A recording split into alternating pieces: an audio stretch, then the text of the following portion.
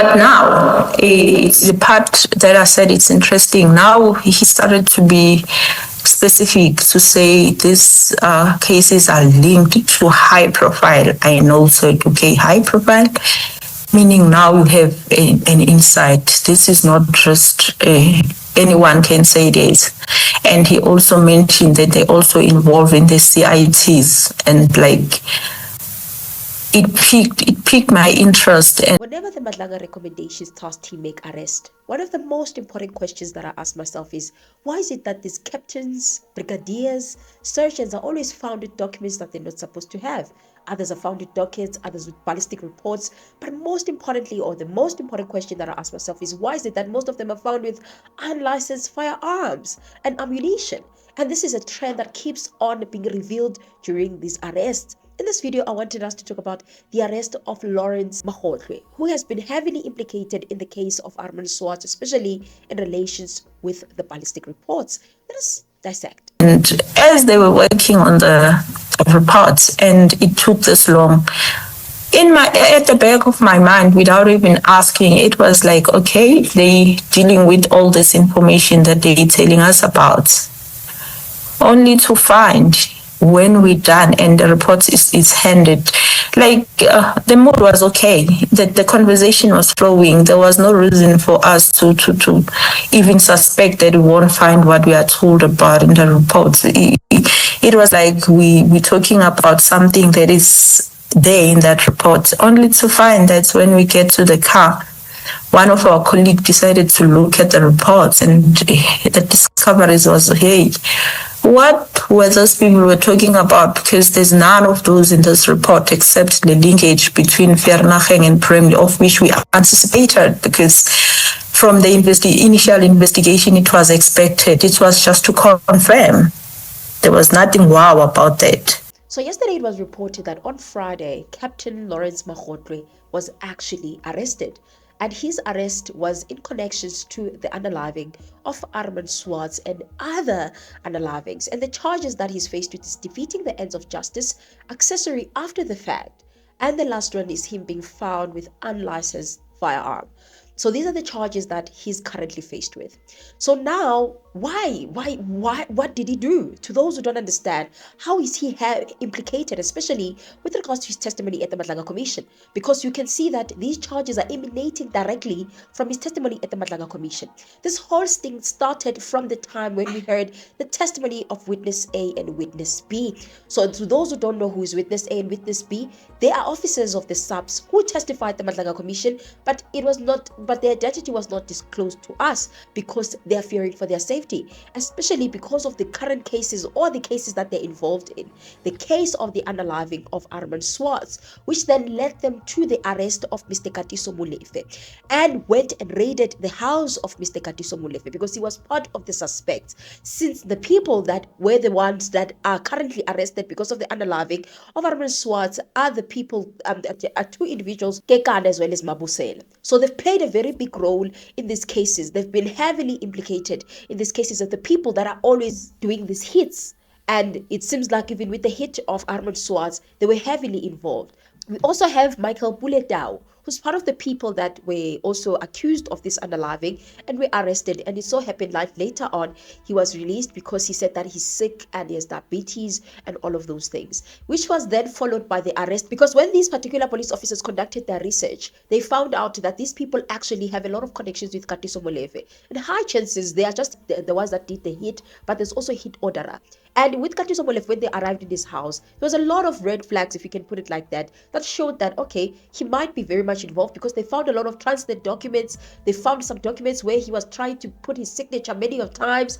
And it seems like he was looking out for his nephew, who's currently on the run. And this case just became a whole lot of mess, because even after Katiso Molefe was arrested, we know that Judge Lidwaba has been accused of being the person who granted him bail, despite the fact that there was a lot of proof and evidence that Katiso Molefe did not deserve bail in that particular matter of Armand Swart, but he did receive the bail. And the officers that are investigating this particular matter, the IOs, their lives were in danger, because now and again they were being followed. Now and again they even received a lot of threats. Yeah, when Antombazane uyabona lokho phapha kwakho ukuthi ungaphila abantu i-bail sesikuphe i-30 sing-offerisha i-30,000 manje-ke sizokudubula nge-AK-47 because wena unamasende esiswini. And then it went on to speak about family as to we've been following you and then for the 8 days, and then we know where is your home, we know who's your family members, we know where are they working. However, he stipulated to say, but they are not involved, but you are the one because you don't want to behave like a female, you behave like a man rather, so we'll deal with you like a man. This case was just a lot messy because they were just trying to ensure that Kati Somolefe gets out of bail by all means possible, to a point that even these officers, they were told that actually Kati Somolefe will get bail whether you guys like it or not. They were even told about certain amount that he's going to get the bail on, and actually everything transpired the way they were told. What is worse is that they were even told by Shibiri that they have to accept a brown envelope in a way, and that they have to receive in a way a bribe with regards to such cases because Kati Somolefe is a general's person. So it starts from there. However, in order for you to build your case, you have to take the ballistic reports so that you can link a certain the firearm to other cases or other underlyings that might have been linked to that particular firearm. So then what these officers did, they then took it upon themselves to then go and take whatever information that they have to go and get a ballistic report so they can see how many other cases are linked to this particular firearm. And it just so happened because when these two individuals were arrested, they found them with an AK-47. And they also found, and they had to collect that, take the ballistic report for ballistic testing so they can get a ballistic report. Then comes Laurance Makgotloe because he was at the scene, and it just so happened that when witness A and B actually went to him to consult with him regarding the ballistic reports and linking this particular firearm or these ammunitions to other underlyings, he then told them that this firearm might be connected to other underlyings. The way witness B put it, he didn't even say it might be. He put it as if he knew that that firearm is connected to other underlyings. Yes, commissioners. This one, I think it will be dealt in detail by witness B. Yeah, but then just to give a little background on it, we had, as we first requested that General Shibiri assist us to fast track the finalization of the report. And then we did eventually get the report that was given to us. But when we went through the report, we found that there was some omissions or there was something missing that was very crucial in order to linking the two scenes, which would be the scene that happened in Bramley and the scene that happened in Vereeniging. However, this story quickly changed because now when witness A and witness B wanted this ballistic report that they're going to take now for discovery in preparation for the trial or in preparation for this particular case that they have, they then found out that the original ballistic report now has been deleted. They were sent from pillar to post, and they didn't know what to do. They were then sent back to Captain Makgotloe, that he's the person that is going to assist them with this particular matter, because the original now is deleted, and there's a lot of things that they have a problem with. They then took it upon themselves to then go to Mr. Makgotloe, who then was willing to assist them. It was a time of a disclosure. Now we were required to have the original report, and we indeed went to a ballistic lab to seek that report, but unfortunately we couldn't find it still at that office where we were supposed to get it.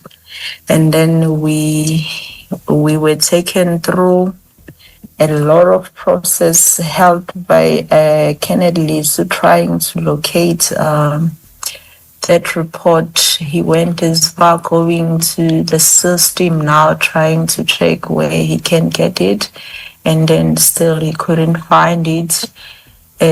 Subsequently, when he was browsing in the system, something of interest he saw there on that report. He said, hey, can't find now. He was mentioning what is on the system, and he said there's IBIS that is there. When he on a further look, we took interest because now IBIS is the one that was supposed to give us their long-awaited linkages, and then we were like, okay, maybe now we're gonna get the answers.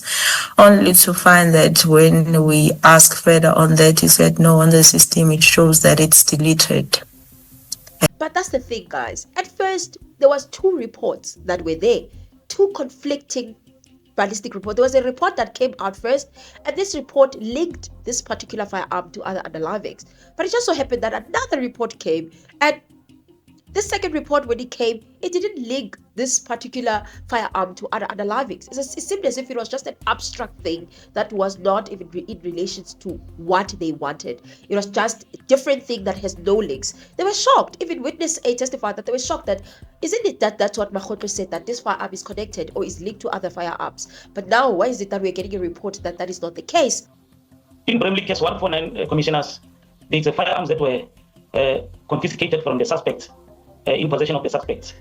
And in something 398 of 11/2022, it was a matter of DJ Somebody together with his 2 bodyguards. And Orlando case 220, it was a matter of DJ Windows. And Orlando case 93 was the matter of Mr. Don Tigleni. Because I had to locate especially the Vereeniging case, I had to locate it because already something case and 2 Orlando cases were in my possession. I know that I have them. So I had to locate the Vereeniging case 149 of 4/2024. I then went into the system on the same date, the 30th of December. I checked on the FSL system. The FSL system, commissioners, is a centralized national system. So I used this system to locate this case file from Vereeniging. Upon accessing the system, commissioners, I noted that Vereeniging case 14904 was reflected twice on the system. There was a Vereeniging case 14904/2024 that was examined in Pretoria in Ballistics Silverton, and there was another entry that was made in KZN, where the same entry reflected in KZN amounts including ballistics. So I established that the same firearms initially examined in Silverton ballistics were the same firearms that were examined in KZN, according to the system.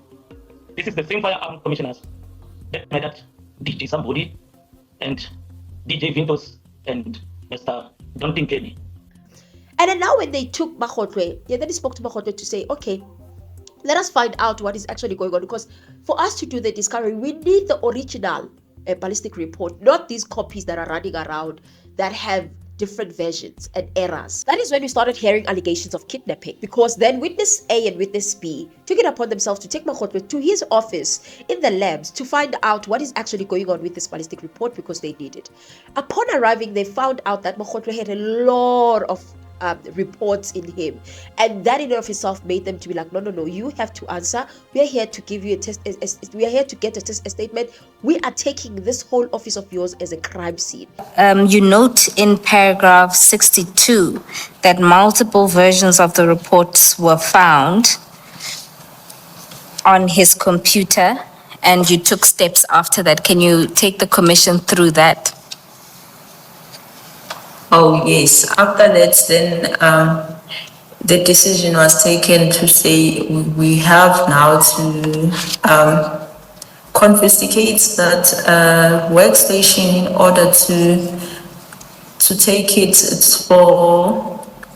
to the cyber for the integrity now, because it was quite concerning, given the fact that we still have the report that was wrong, that we don't know what was wrong about it.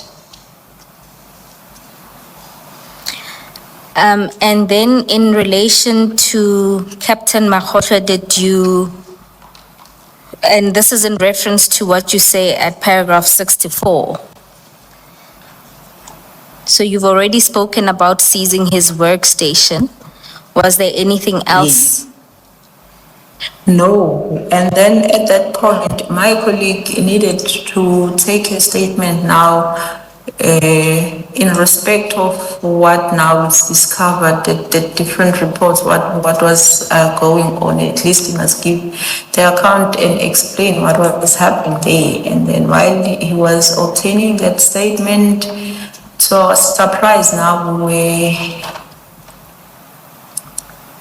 there was Colonel Shole and other colleagues of us who came there and informed us that there was a kidnapping. We were all shocked about the kidnapping. Then he said he was kidnapped. That's how he's explaining it. And the way he explained this whole situation, when he appeared at the Madlanga Commission, he seemed as if he was forced from the beginning. Whereas witness A and witness B only went there to inquire regarding the ballistic reports.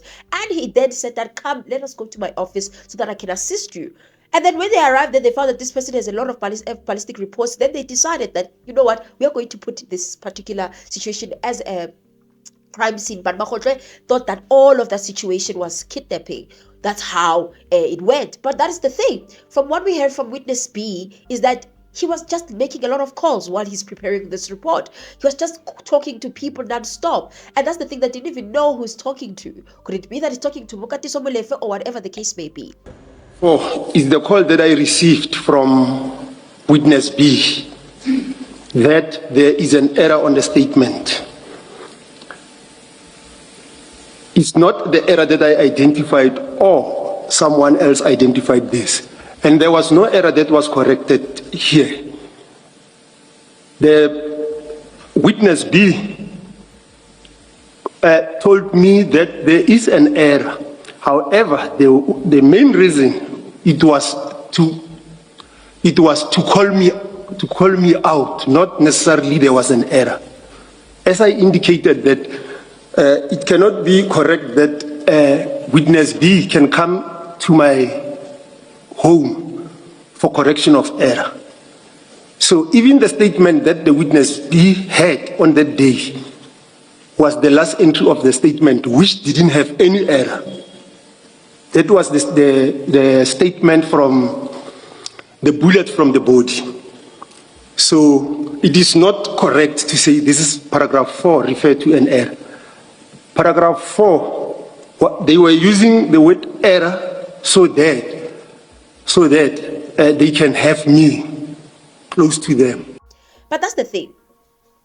Right after this testimony, we then had a testimony of other officers that are ballistic experts, and that is the testimony of Captain Mudisane and Captain Makgotloe. Captain Mudisane and Captain Makgotloe explained what actually happened.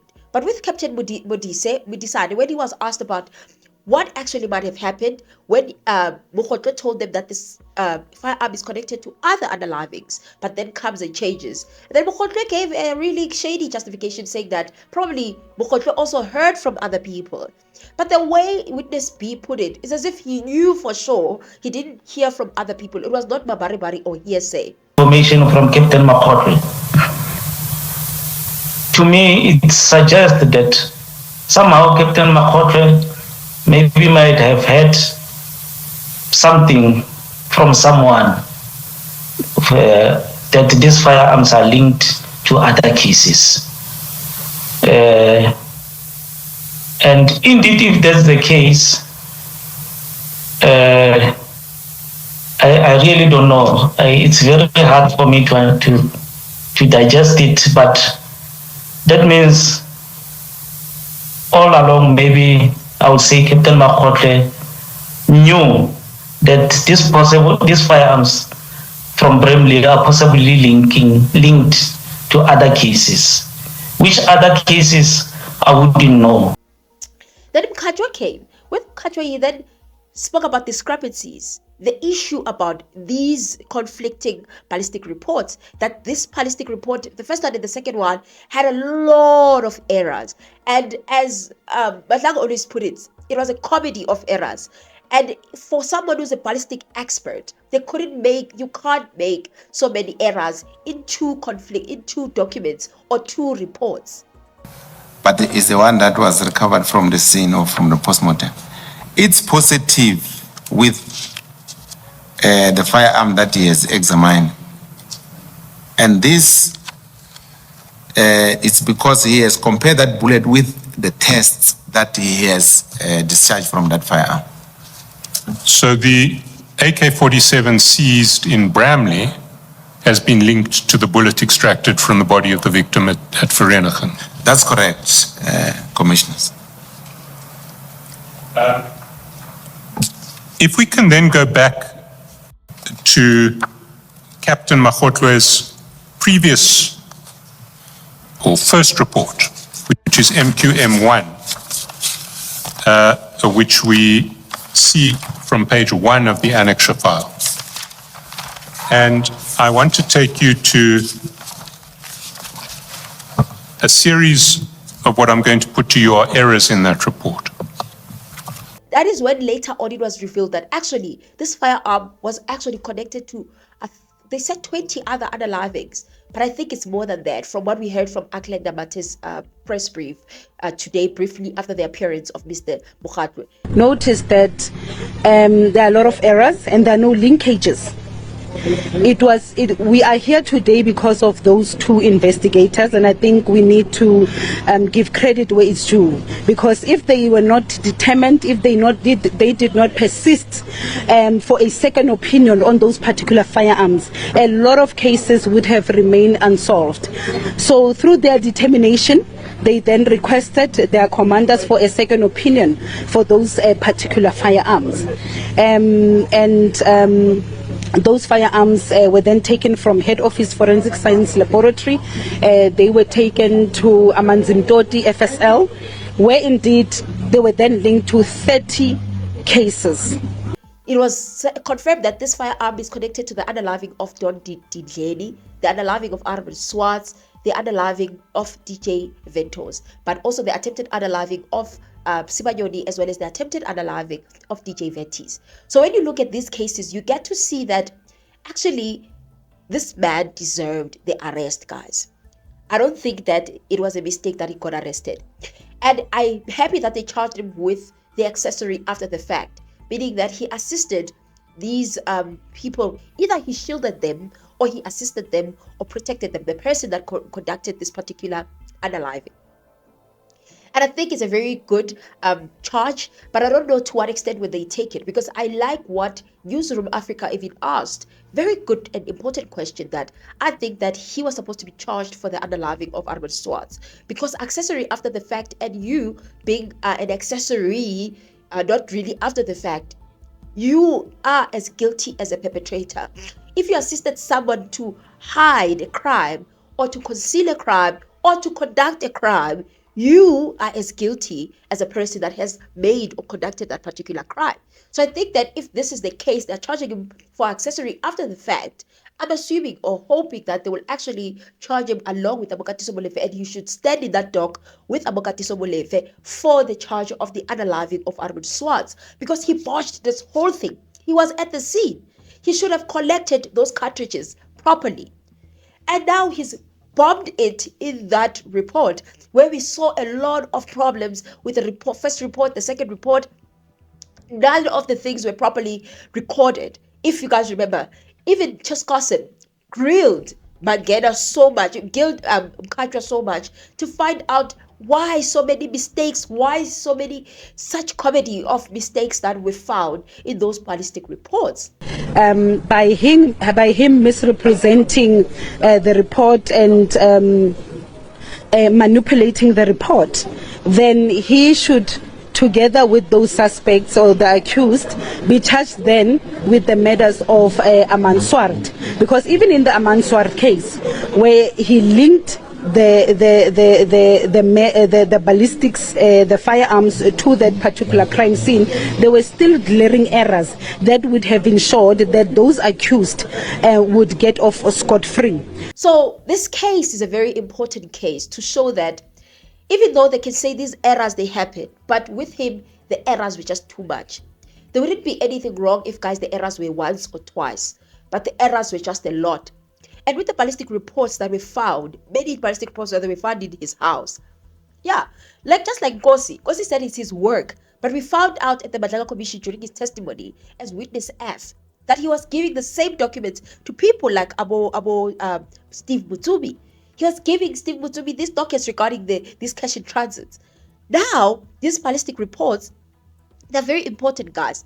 And as it has been established, if you're going to not do the ballistic reports properly, you are literally destroying the entire case.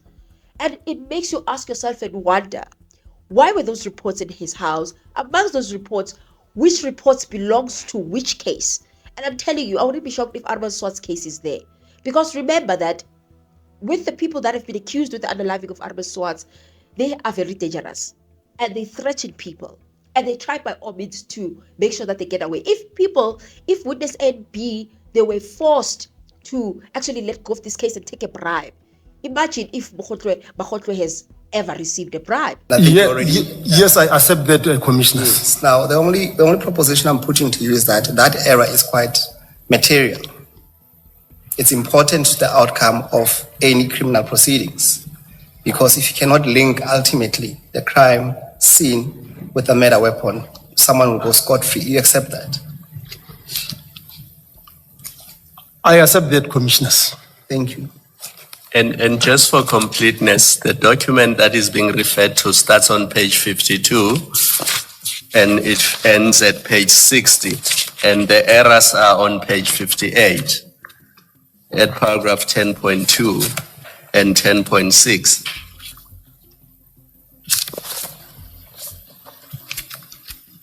Which pages are we in? Same file on page 58. On page 58. But the report Advocate Musigidi is referring to starts on page 52 and ends at page 60.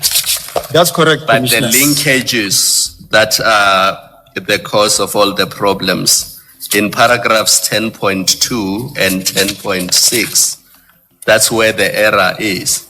That's correct, Commissioners, on page 58. Yes. And his point is that it is material, because if you had to go to a criminal case with this report, the defense will have a field day. And this could result in an acquittal or something like that. That's correct, Commissioners. So it's really crazy. It's really insane case that I think the state should ensure that they do the same what they've done with Kosi. Ensure that this man does not get bail, because I don't think he deserves the bail. And I think that there's more to those ballistic reports than we think. And there's really important cases that are connected to those ballistic reports that they found in his house.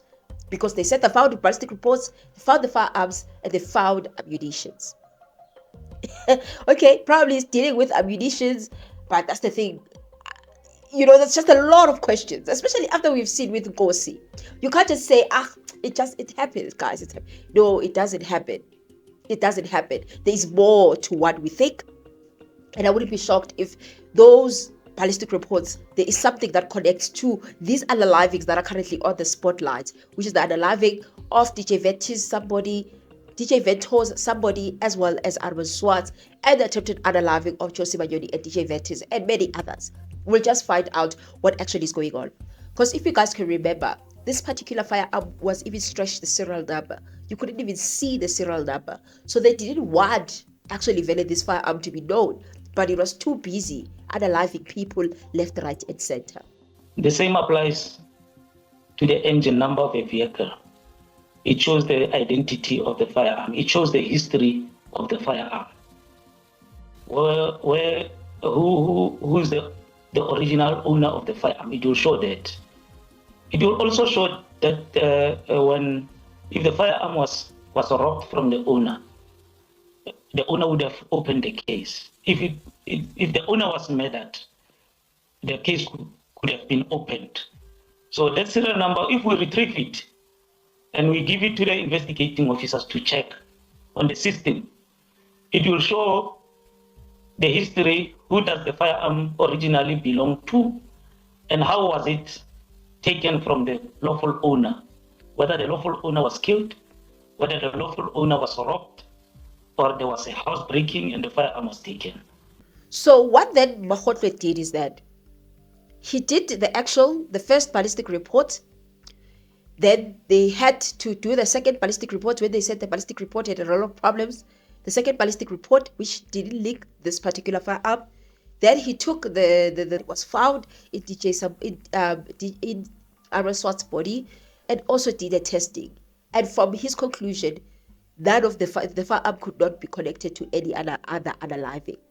But then when they take this report and then they took the firearm to Madlanga, they could link the firearm to other cases, the high-profile cases, like the one, as I've said, thinking they could link it to 20 other cases or more. What makes this matters worse is that he has not been suspended as yet, because with the first interim report, he was not really part of the people that were suggested that he should be, unless you guys can fix me. But if right now, we heard from Madlanga that he was not yet suspended. Hopefully, even if he can receive bail, he's going to be suspended after these proceedings, because he's really faced with serious charges and is facing a potential charge of unaliving of Armand Swart. It is remanded 2 June 2026, Court 16, to enable the prosecution to obtain information pertaining to a possible release on bail. You are in custody. I don't know what you guys think about this particular case and everything that is happening. Are you guys happy with the work of the PKTT? And from the information that I've given you, do you guys think that actually this guy deserved to be arrested and deserves to be charged for the unaliving of Armand Swart? Tell me what you think. Please, guys, I'm sorry about my blocked nose. Yeah, my allergies are just all over the place. They are the worst, especially since the entire weekend I was just in an area that I think was floral. And I was, my sinuses are easily provoked by anything. So yeah, I just wanted to put that into so that you guys don't get shocked with such a blocked nose. Nonetheless, let me hear what you think about the work of the Madlanga Recommendations Task Team. And we also heard that Lieutenant General Kanazi, guys, is playing a big role here, because he's, as a national head of organized crime, is working so closely with the Madlanga Commission Recommendations Task Team. And I think they're doing an amazing job. And of course, not forgetting to give the credit to these captains, these 2 brave captains whose lives are still in danger because of their involvement in this case. Okay, so when Mr. Makgotloe was given an opportunity to appear at the Madlanga Commission, he was just not giving us he was just not giving us reasons enough, or proper reasons. He came across as someone who's ducking and diving, and to tell you the truth, I just was not happy about his testimony.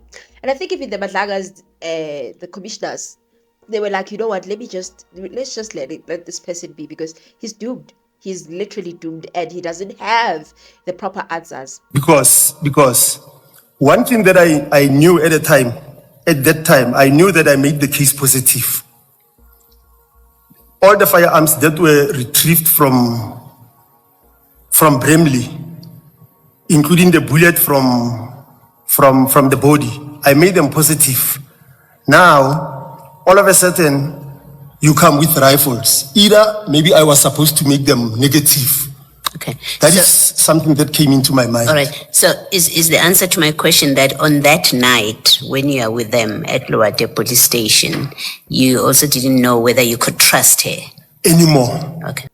And I also think that another general who is a person that should have been charged as well is this general that also didn't know that there was a lot of problems with these ballistic reports.